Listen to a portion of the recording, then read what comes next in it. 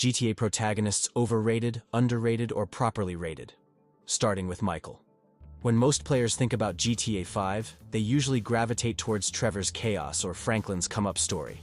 But Michael? He's dealing with something far more relatable, a midlife crisis wrapped in a crime thriller. Think about it. Here's a guy who's made it by all conventional standards, yet he's completely miserable. His family can't stand him, therapy isn't helping, and he spends his days drinking by the pool, watching old movies from an era he wishes he lived in. He represents the hollow nature of the American dream. He's got the mansion in Rockford Hills, the fancy cars, and all the trappings of success. But the way he obtained it, through a deal with the FIB that meant betraying his best friend, haunts him every single day. It's like a darker, twisted version of witness protection meets suburban depression. Let's talk about his missions for a second. While Trevor's scenarios are pure chaos and Franklin's are about climbing the criminal ladder, Michael's missions often feel like they're pulled straight from classic heist films. The jewelry store job? Pure Ocean's 11 vibes. The movie studio missions? They're basically his way of living out his film noir fantasies. These aren't just random missions. They're windows into his psyche. The way Michael struggles with his family relationships hits different too. Most games would have made him either a complete deadbeat dad or a perfect father figure. But Michael's somewhere in the messy middle. He genuinely wants to connect with his kids and fix things with his wife, but he's so damaged by his past and his own ego that he keeps screwing it up. That's some real human drama right there. Even his character development throughout the game is underappreciated. While Franklin learns to be a better criminal and Trevor stays pretty much Trevor, Michael actually grapples with who he is versus who he wants to be. Whether he's trying to go straight with the movie business or getting pulled back into the game, you can feel his internal struggle. The writing for Michael is subtle in a way that often gets overlooked. His sarcastic one-liners aren't just funny, they're defense mechanisms. His rage episodes aren't just gameplay mechanics. They're symptoms of a guy who's been suppressing his true nature for years. Even the way he walks, with that slightly stiff, middle-aged man gait, tells its own story. Look, I'm not saying Michael is a perfect character or even a good person. But in a game full of larger-than-life personalities, he stands out by being painfully human. He's not just a retired criminal. He's a man facing the consequences of his choices, trying to figure out if it's too late to change, and wondering if he even wants to. Next, Franklin, and why I think he's actually rated pretty fairly by the community. There's been this trend lately of people calling him underrated. First off, let's acknowledge what Franklin is: a solid, well-written character with a clear arc. He's the young hustler looking to move up in the world, and that's exactly how fans see him. The community gives him credit for being the most relatable protagonist, the guy who starts from the bottom and works his way up. That's not underrating him. That's literally his story. A lot of people praise how Franklin serves as our entry point into the madness of GTA 5's world. He's the guy who gets swept up into Michael and Trevor's chaos, and the game uses his perspective perfectly to introduce us to bigger scores and crazier situations. The fans recognize this. They appreciate his role as the bridge between the street-level crime and the big leagues. Here's where it gets interesting, though. Some folks claim Franklin's storyline is overlooked, but is it really? The community regularly talks about his relationship with Lamar, his ambition to escape the hood, and his complex role as the student to Michael's mentor. These aspects of his character are widely discussed and appreciated. If anything, they're properly acknowledged. The gameplay elements tied to Franklin are also given their due respect. His special ability, the slow-motion driving, is widely considered one of the most useful in the game. Players love it, use it constantly, and regularly cite it as their favorite special ability. That's not being underrated. That's being properly valued for what he brings to the table. Now, let's talk about his character development. Franklin's journey from repo man to high-end criminal is straightforward but effective. He doesn't have the internal struggles of Michael or the psychotic complexity of Trevor, and that's okay. Not every character needs layers upon layers of psychological depth to be good. The community gets this. They appreciate Franklin for what he is, rather than trying to make him something he's not. The relationship between Franklin and other characters, particularly Lamar, is another aspect that gets plenty of recognition. The internet is full of memes and quotes from their interactions, and players regularly cite their dynamic as one of the game's highlights. Again, This suggests Franklin is getting the appreciation he deserves. Look, here's the bottom line. Franklin is a well-executed character who gets the recognition he deserves. He's not underrated or overrated. He's just rated. People appreciate his role as the ambitious youngster, his gameplay mechanics, his relationships, and his overall arc. Sometimes being properly rated is exactly where a character should be. What do you all think? Is Franklin getting the right amount of recognition, or do you think I'm missing something here? Trevor. Let's start with the obvious. Trevor is entertaining. No one's denying that. His random outbursts, his unpredictable nature, and his absolutely wild missions provide some of GTA 5's most memorable moments. But that's also part of the problem. The character often feels like he's trying a bit too hard to be the crazy one, like that friend who always needs to be the wildest person in the room. The thing is, Trevor's become this sort of mascot for GTA's chaotic nature, but in doing so, he sometimes feels more like a caricature than a character. People love to point to his psychotic episodes and random acts of violence as peak GTA content, but they often overlook how this one-note approach to chaos can get pretty repetitive. It's like having dessert for every meal. Sure, it's fun at first, but eventually you start craving something with more substance. Now, don't get me wrong. Trevor does have depth. His loyalty issues, his relationship with his mother, his feelings of betrayal towards Michael, these are all fascinating elements of his character. The problem is, these more interesting aspects often get overshadowed by the crazy Trevor moments that fans tend to fixate on. It's like having a really good drama film, but only talking about the explosion scenes. The writing for Trevor sometimes falls into the trap of trying to justify his actions through his tragic backstory, but it often feels forced. Yes, he had a rough childhood, and yes, he feels betrayed, but the game sometimes uses these as a crutch to explain away literally anything he does. It's like the writers are constantly nudging us saying, "See? He's crazy, because trauma," which honestly does a disservice to the more nuanced parts of his character. His relationship with Michael, which should be one of the most complex elements of the game, often gets reduced to crazy guy mad at friend who betrayed him. There's so much potential there for exploring loyalty, friendship, and betrayal, but it frequently gets derailed by Trevor's next random outburst or violence spree. His missions, while they're undeniably entertaining, they sometimes feel like they're trying too hard to top each other in terms of shock value. It's like a movie that keeps trying to outdo its last action scene until you become numb to it. The Rampage missions, while fun, basically boil down to Trevor angry, Trevor smash, which gets old faster than you might think. The fan community's obsession with Trevor has also led to some of his more interesting characteristics being overlooked.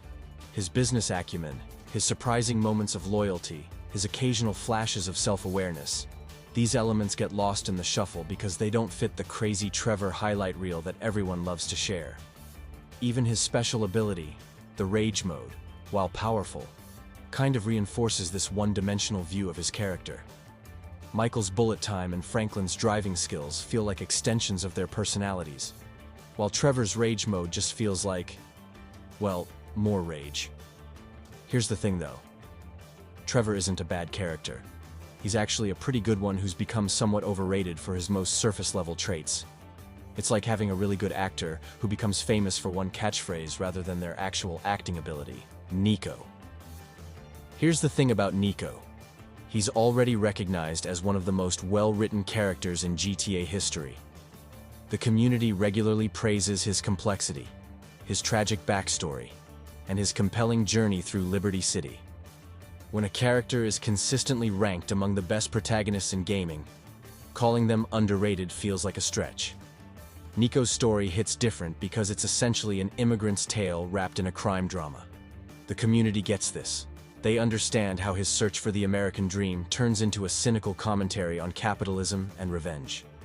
People regularly cite his war-torn background, his disillusionment with America, and his struggle with morality as standout elements of GTA 4's narrative. That's not being underrated. That's being appreciated for exactly what makes him great. The voice acting by Michael Bellic is another aspect that gets its proper dues. The way Nico's accent and manner of speaking convey both his outsider status and his world-weariness is frequently praised by fans. His delivery of lines like, Life is complicated, and war is when the young and stupid are tricked by the old and bitter into killing each other, are quoted constantly within the community. Throughout GTA 4, we see Nico trying to escape his violent past while being constantly pulled back into it. The fan base recognizes this internal struggle. How he wants to build a better life but keeps finding himself doing the very things he came to America to escape from. This complexity is regularly discussed and analyzed by fans, showing that people really get what makes Nico tick. Even his relationships with other characters get the recognition they deserve. His friendship with his cousin Roman, his complicated romance with Kate, his reluctant partnerships with various crime bosses. These all receive plenty of attention and analysis from the community.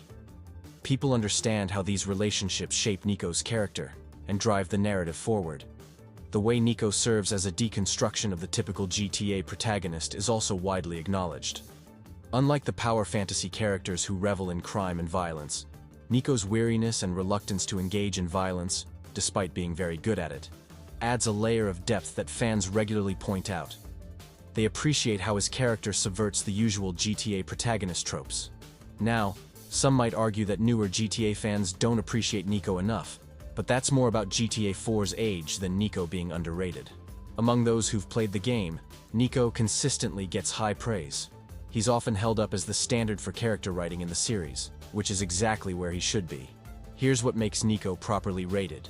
The community recognizes both his strengths and his flaws. They understand that he's not just a tragic hero or a cold-blooded killer, but a complex character trying to navigate between these extremes. The nuance in his character is acknowledged and celebrated, which is exactly the kind of recognition he deserves. So when people say Nico is underrated, I think what they really mean is that they wish more people would play GTA 4 to experience his story. But among those who know the character, they rate him exactly as high as he deserves to be rated, as one of the greatest protagonists in GTA history. Now Tommy. Let's rewind for a second. Before Tommy, GTA protagonists were silent characters who basically served as blank slates. Then comes Tommy Vercetti, voiced by Ray Liotta, and suddenly we've got this fully realized character with actual personality, memorable dialogue, and real character development. This was a massive shift that fundamentally changed how Rockstar approached storytelling in GTA, but people don't talk about this enough. The impact of getting Ray Liotta to voice Tommy can't be overstated. These days, we're used to seeing big-name actors in video games, but back in 2002? This was groundbreaking. Tommy Vercetti essentially paved the way for the cinematic storytelling that GTA would become famous for. Without Tommy's success, we might never have gotten the deeply characterized protagonists like Nico, Michael, or Franklin. Here's something else people overlook.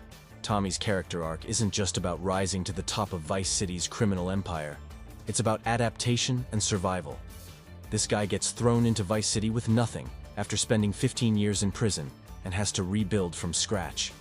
The way he adapts to a completely new era, the 80s, after being locked up since the 60s, is a subtle but brilliant part of his character that often gets overshadowed by the more flashy aspects of Vice City. People love to quote Tommy's iconic lines and praise his ruthless determination, but they often miss how his character helped establish the perfect balance between serious storytelling and GTA's signature satirical tone. Tommy can be both brutally serious and darkly humorous, something that became a template for future GTA protagonists. Let's talk about his influence on gameplay progression too. Tommy was the first GTA protagonist to truly build an empire, going from owning nothing to controlling various businesses across the city. This wasn't just a story device. It was integrated into the gameplay in a way that would influence every GTA game that followed. When you're buying properties in GTA 5 or managing businesses in GTA Online, you're playing with mechanics that Tommy's story helped pioneer. The way Tommy's personality influences the game's missions is another underappreciated aspect. His quick temper and business acumen lead to missions that aren't just about shooting and driving. They're about building power and influence. This mix of character-driven storytelling and gameplay variety became a blueprint for future GTA games. Even Tommy's relationship with the city itself set a new standard. Vice City isn't just a backdrop. It's almost like another character that Tommy interacts with and gradually conquers. This deep integration between protagonist and setting would become a hallmark of the series, but Tommy did it first. Here's something else that doesn't get enough credit: Tommy's influence on GTA's humor. His sarcastic quips and angry outbursts helped establish the series' signature mix of dark humor and violence. When you hear Trevor Phillips ranting in GTA 5, you're hearing an echo of the foundation that Tommy laid. Next, CJ. Let's get one thing straight. CJ is a great protagonist. His journey from Grove Street to statewide kingpin is incredible. But over the years, nostalgia and meme culture have elevated him to this almost mythical status that sometimes overshadows what actually makes him interesting as a character. People often praise CJ as this perfect protagonist who can do no wrong, but that overlooks some of the more questionable aspects of his character arc. Think about it. This is a guy who claims to care about his hood, but spends most of the game running errands for various government agencies and wealthy businessmen while Grove Street remains in shambles. The community often glosses over these contradictions in favor of remembering only the Grove Street for life moments. The way fans talk about CJ's character development has become increasingly exaggerated over time. Yes, his story is compelling, but let's be real. Some of his character shifts happen pretty abruptly. One minute he's reluctant to get back into gang life, the next he's running missions for mysterious government agents without much questioning. The community tends to overlook these narrative jumps because, well, it's CJ. Here's something that's become particularly overrated: the idea that CJ's story is the most complex in the series.